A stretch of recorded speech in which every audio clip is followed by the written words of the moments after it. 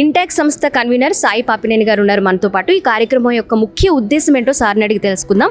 Sir, చాలా మంది families, పైగా ఈరోజు సండే కావడంతో పిల్లలతో పాటు వస్తూ ఉన్నారు విజయవాడ కేవ్స్ అండ్ కెనాల్స్ చరిత్ర తెలుసుకోవడానికి. అసలు ముఖ్య ఉద్దేశం ఏంటి సార్? అలాగే మనం ఏమేమి చూడబోతున్నాం? ఇంటాక్ అనే సంస్థ Indian national trust for art and cultural heritage అంటారు. అంటే మన సాంస్కృతిక వారసత్వాన్ని, మన కళల్ని కాపాడే సంస్థ. ఇది 1984లో స్టార్ట్ అయింది. ప్రపంచంలోనే ఈ సాంస్కృతిక వారసత్వ పరిరక్షక సంస్థలలో అతిపెద్ద సంస్థల్లో ఒకటి. మనకి భారతదేశంలో 240 చాప్టర్లు ఉన్నాయి. ఇవి కాకుండా వీళ్ళు కంబోడియా, వియత్నాం ఇలాంటి దేశాల్లో కూడా గొప్ప గొప్ప మాన్యుమెంట్స్ని కాపాడుతున్నారు. అంటే అంకోర్ వాటు ఇట్లాంటివి విన్నారు కదా, వాటిలో కూడా మన వాళ్ళ పాత్ర ఉంది. అంతేకాదు రాష్ట్రపతి భవన్లో కొంత జరుగుతూ ఉంది పని, అది కూడా ఇంటాక్కే ఇచ్చారు ఇన్ని సంస్థలు ఉండగా. ఎందుకు అంటే ఇంటాక్ ఒక ప్యాషన్, అంటే ఒక మన సాంస్కృతిక పరిరక్షణ పట్ల ప్రేమ, దాన్ని డెడికేషన్ టు కన్జర్వేషన్ అనేది వాళ్ళ స్లోగన్. అది ఉన్న వాళ్ళతోటి తయారైన సంస్థ. మొట్టమొదటి చైర్మన్ రాజీవ్ గాంధీ గారు ఉండేవారు. ఆ తర్వాత చాలామంది, మార్తాండ్ సింగ్, తర్వాత పుపుల్ జైకర్, మాధవరాజ్ సింధియా గారు, ఇట్లాంటి వాళ్ళు చాలామంది కలిసి స్టార్ట్ చేసిన సంస్థ. ఎంతో గొప్ప పనులు చేశారు ఇండియాలో, ఇంకా చేస్తూ ఉన్నారు. మనకి విజయవాడలో ఆ చాప్టర్ వచ్చింది. దానికి నేను కన్వీనర్గా ఉన్నాను. ఇది వచ్చింది అని ప్రజలకి చెప్పాలి. మన ప్రజలు ఏంటి అంటే మొగల్రాజపురంలోనే తిరుగుతూ ఉంటారు, ఆ పక్కన గుహ ఉందని మనకు తెలియదు, ఉన్నా కూడా అది ఎందుకో తెలియదు. అది ఇండియాలోనే మొట్టమొదటి గుహల సముదాయము అనే విషయం వాళ్ళకి ఎవరు చెప్పలేదు. అంటే గుహలు అంటే మనిషి తొలిచిన గుహలు, అంత రాయిని పగలగొట్టి దానిలో గుహలు, మనిషి తనంతట తాను తయారు చేసుకున్న గుహలు మనకి విజయవాడ చుట్టుపక్కల ప్రాంతంలోనూ, అటు బారాబార్ హిల్స్ అని గయ దగ్గర. అవి ఎందుకు ఏర్పడ్డాయి, ఈ ప్రాంతంలోనే ఎందుకు ఏర్పడ్డాయి? మనకి పశ్చిమ కనుమలు కానీ, డెక్కన్ పీఠభూమి కానీ చూస్తే అక్కడ ఉన్న రాళ్ళు చాలా పెద్దవి, దొరుకుతాయి, పెద్ద పెద్ద శిలలతోటి గోడల్లాగా ఉంటాయి. అక్కడ చేయకుండా ముందు ఇక్కడెందుకు చేశారు? ఇలాంటి చాలా ప్రశ్నలు ఉన్నాయి. ఆ ప్రశ్నలకి జవాబులు ఉంటాయి.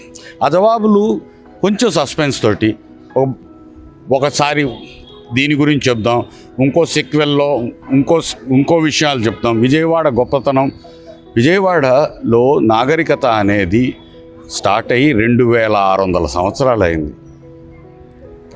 ఇండియాలోనే కాదు, ప్రపంచంలోనే ఓల్డెస్ట్ లివింగ్ సిటీస్లో విజయవాడ ఒకటి. అలాంటి విజయవాడలో ఉండి మనకి మన చరిత్రను తెలుసుకోకపోవడం చాలా అన్యాయం, దౌర్భాగ్యం. కానీ దాన్ని సరిచేసేందుకు ముందు ప్రజల్లో అవగాహన తీసుకురావాలి.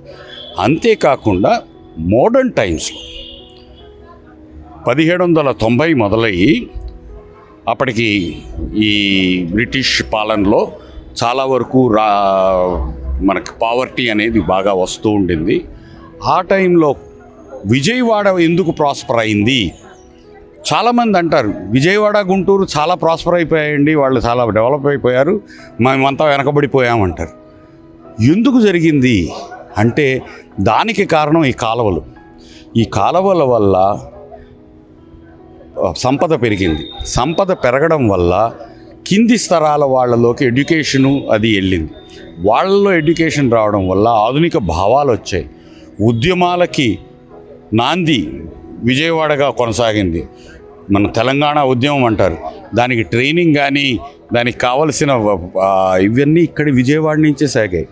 ఎందుకు అంటే ఆధునిక భావాలే కాదు, ఆధునిక చదువులు కానీ, ప్రపంచమంతా విజయవాడ ఈ ప్రాంతం నుంచి ఉన్న ఇంజనీర్లు ఉన్నారు. ఆ ఇంజనీర్లలో ఉన్న DNA కూడా ఇప్పటిది కాదు, చాలా ప్రాచీనం. ఇలాంటి కథలు ఎన్నో ఉన్నాయి. ఈ కథలన్నీ చెప్పడానికే పిల్లలు, పెద్దలు అందరూ కలిసి రండి.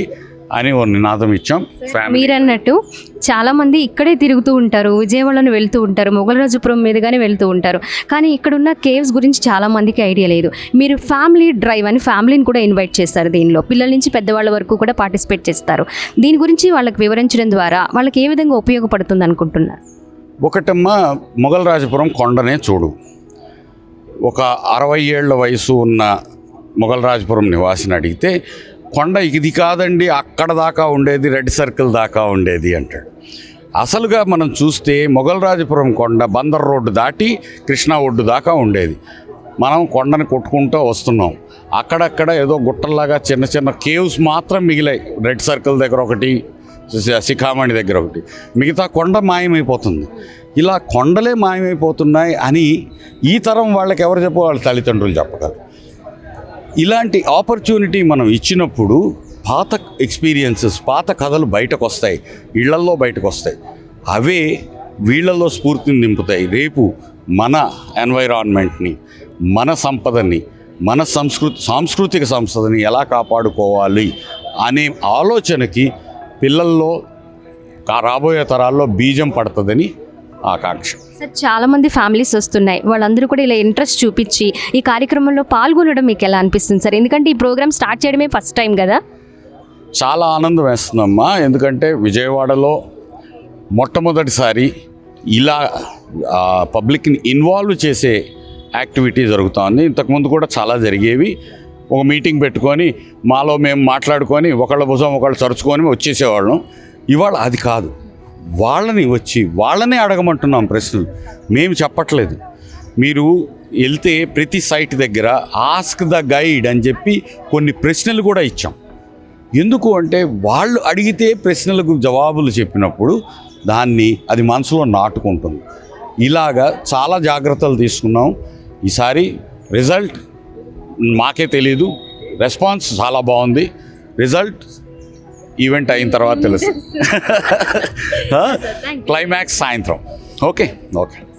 సో చూసుకోవచ్చు, ఈ కేవ్స్ అండ్ కెనాల్స్, విజయవాడ యొక్క చరిత్రకి సంబంధించిన కేవ్స్ గురించి, కెనాల్స్ గురించి విత్ ఫ్యామిలీ డ్రైవ్ అనే కార్యక్రమం ద్వారా వివరించడం ద్వారా వాళ్ళకి ఫ్యూచర్లో ఓకే మేము ఇక్కడే తిరుగుతున్నాము, ఇక్కడే ఉన్నాము, ఇలా ఉండేదా, దీని చరిత్ర ఇదా అని తెలుసుకొని ఫ్యూచర్లో వాళ్ళు గుర్తుండిపోయే విధంగా గైడ్స్ని కూడా కొన్ని వాళ్ళ డౌట్ని ఎక్స్ప్రెస్ చేసి వాటిని క్లియరెన్స్ తీసుకొని వాళ్ళ మైండ్లో, మెదడులో నాటుకుపోయే విధంగా మేము ఈ గొప్పతనాన్ని, విజయవాడ చరిత్ర గురించి తెలియజేసే కార్యక్రమం ద్వారా ముందుకు వెళుతున్నామని కూడా సార్ చెప్తూ ఉన్నారు. కెమెరా పర్సన్ ఫణితో స్వాతి, విజయవాడ నుంచి.